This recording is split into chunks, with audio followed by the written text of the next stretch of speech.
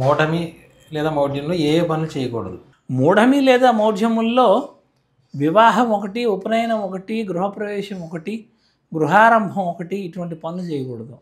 అన్నప్రాసన కానీ, బారసాల కానీ ఇలాంటివన్నీ కూడా నిరభ్యంతరంగా చేయొచ్చు. మూఢమి అనే మాటకు అర్థం ఏంటంటే సూర్యుడికి శుభగ్రహాలైన ఈ గురుడు, శుక్రుడు ఇటువంటి గ్రహాలు దగ్గరికి చేరువుగా వెళ్ళినప్పుడు ఆ సూర్యకాంతిలో ఈ గ్రహాలు మనకు భూమి మీద నుంచి కనిపించవు. ఏ రోజు నుంచి అయితే గనక ఈ సూర్యగ్రహానికి చేరువులో వెళ్ళిన గురుడు, శుక్రుడు కనిపించరో అప్పుడు మౌఢ్యారంభం అని, ఏ రోజునైతే కనుక వాడు కనిపించడానికి మళ్ళీ ఉద్యుక్తుడు అవుతాడో ఆ రోజుకి మౌఢ్య త్యాగము అని చెప్పారు. మౌఢ్యమి లేదా మూఢమి అంటే అర్థం ఏంటంటే చీకటి అని అర్థం.